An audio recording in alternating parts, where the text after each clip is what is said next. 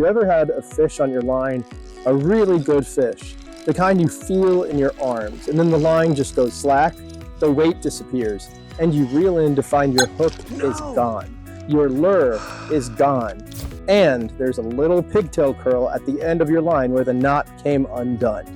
If that's happened to you, this video is for you. And honestly, even if it hasn't happened yet, it will, unless you know what you're doing with your knots. Because in saltwater fishing here in Florida, especially down here in Florida, chasing redfish, snook, and trout in the Mosquito Lagoon, your knot is the single weakest point between you and the fish. Everything else, your rod, your reel, your drag, all of that means nothing if your knot fails. Today, we're walking through 5 knots that every Florida angler needs to know, no matter where you are. We're going to tell you what each knot is used for, why it matters specifically for inshore fishing, and what mistakes to avoid when tying them. We fish out of Oak Hill Fish Camp here on the Mosquito Lagoon in Florida, and we've seen more fish lost to bad knots than any other single mistake. So, let's fix that. Whether you're a brand new at fishing or you've been doing it for years and want to tighten up your game, stick with us. These 5 knots will cover you for nearly every situation you'll face here on the water in Florida. So, before we get into the knots themselves, let's talk about why knots are so critical in salt water, and specifically in a place like the Mosquito Lagoon. Freshwater fishing is generally more forgiving. The fish are usually smaller, the lines are heavier relative to what you need, and you can often get away with a mediocre knot. Saltwater inshore fishing is a completely different game. You're casting light fluorocarbon leaders in clear, shallow water. You're targeting fish that are fast, strong, and line shy. A redfish in Mosquito Lagoon can run hard and fast the moment it feels pressure. And that first run is when a bad knot shows itself. The other thing about salt water is the environment itself is harsh on your gear. Salt, heat, and UV exposure weaken line over time. A knot tied correctly in fresh, cool conditions might behave differently after a few hours in the Florida sun on saltwater soaked line. That's why how you tie a knot matters just as much as which knot you're choosing. The rule we follow: if you're confident in a knot, then you're good. If you're not, retie it. It takes 30 seconds. The fish you lose to a bad knot costs you a lot more than 30 seconds of confidence. Knot number 1 is the one most people already know, or they think they know. It's the improved clinch knot. This is the foundational knot of fishing. It's how you attach your hook or lure directly to your leader line. The reason we're starting here is because even though most people have heard of this knot, a lot of people tie it wrong. And when you tie the improved clinch knot wrong, it loses significant percentage of its rated line strength. A correctly tied improved clinch knot should retain about 95% of your line's breaking strength. A poorly tied one, you might be down to 60 or 70% without even knowing it. This is your go-to for attaching jig heads, hooks, and small lures directly to your leader. Learn it, practice it until you can tie it in the dark, and tie it correctly every single time. Knot number 2 is the Palomar knot. And a lot of experienced anglers will tell you that this is actually stronger than the improved clinch for certain applications. When tied correctly, the Palomar knot can retain close to 100% of your line strength, which is obviously about as good as it gets. The Palomar is especially great for braided line, which is what most inshore anglers use on their main reel. Braid is slippery. It doesn't grip the same way that monofilament does, and the Palomar's design handles that slipperiness way better than most other knots. The one limitation of the Palomar is that you need to pass the hook through a loop, which means it doesn't work well with very large lures or plugs with multiple treble hooks. For those applications, stick with the improved clinch, but for attaching hooks, jig heads, and swivels to braided line, the Palomar is hard to beat. This knot is very useful here when rigging up for redfish on the flats.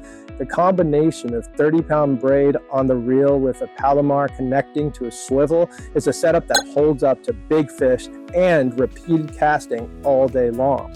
Knot number 3 is one that really separates casual anglers from people who understand inshore fishing. It's the FG knot. This is your line-to-line connection knot. Specifically, this is how you connect your braided main line to your fluorocarbon leader. If you're fishing inshore in Florida, redfish, snook, trout, you need a fluorocarbon leader.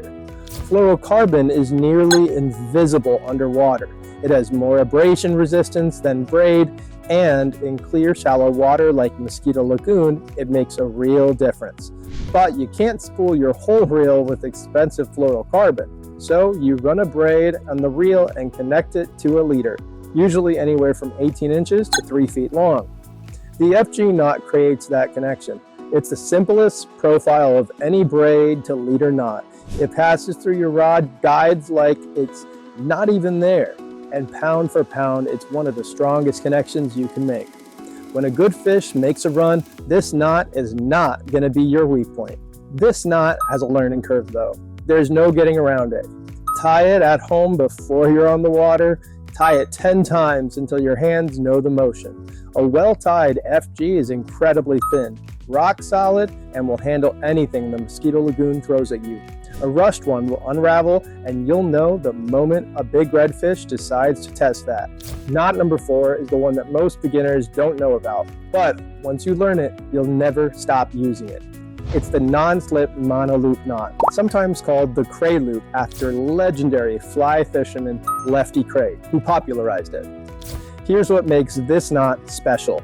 It creates a fixed loop at the end of your line instead of a snug connection directly against the hook eye. That loop allows your lure to swing freely, which dramatically improves the action of soft plastics, jerk baits, and suspending plugs. When a lure can move naturally, it catches more fish, plain and simple. For redfish on the flats with a soft plastic paddle tail, which is one of the most effective rigs you can throw in the Mosquito Lagoon here, the non-slip loop knot makes the bait swim the way it was designed to swim. A snuggled up clinch knot restricts the lure at the hook eye and kills some of that action. The loop gives it freedom. The size of the loop is determined by how much line you leave between the overhand knot and the hook. Keep the loop small, about the width of a pencil. For most inshore applications, you want freedom of movement, not a big floppy loop that creates drag. Knot number 5 is the double uni knot, and this one is your backup plan. Every angler needs a reliable line-to-line connection knot, and the Alberto is the best one when you can tie it perfectly.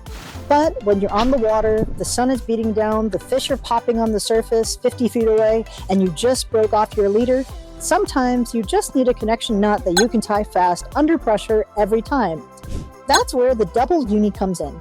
It's not quite as low profile as the Alberto, but it's strong, it's reliable, and once you know you can tie it under 2 minutes, even when your hands are wet and your heart is racing. The double uni is also great for connecting 2 sections of monofilament or fluorocarbon if you're building a custom leader rig. Down here at Oak Hill, we keep both the Alberto and the double uni in our toolkit. The Alberto for when we have time to do it right, and the double uni for when we need a connection tied now. So, there you have it. 5 knots that will cover you for nearly every situation you'll face fishing inshore in Florida. The improved Clinch for hook and lure attachment, the Palomar for braid to hook or braid to swivel, the Alberto for your braid to fluorocarbon leader connection, the non-slip loop for maximizing lure action, and the double uni as your go-to backup connection knot. Practice these at home, seriously. Sit at your kitchen table with the hook and some spare line and just tie them over and over again. The muscle memory you build there will pay off when you're standing on the bow of a ship in the Mosquito Lagoon, waiting for a big redfish tail in the shallows, and you need to retie in 60 seconds. We fish these waters every week out here at Oak Hill Fish Camp, and we can tell you, the anglers who catch the most fish aren't always the ones with the most expensive gear or the fanciest boat. They're the ones who pay attention to the details, and knots are just one of those details that matter every single time you're on the water. So if you're planning a trip to the Mosquito Lagoon, check the description box below for information on Oak Hill Fish Camp. We've got cabins, a private boat launch, and kayaks right here on the water, free for our guests. There is no better place to base yourself for a fishing trip in this part of Florida. Drop your knot questions in the comments. We'll answer them. And if this video helped you out, hit the like button and subscribe. We put out new content on Florida fishing here at the Mosquito Lagoon and everything Oak Hill every week. Until next time, tight lines, and we'll see you on the water.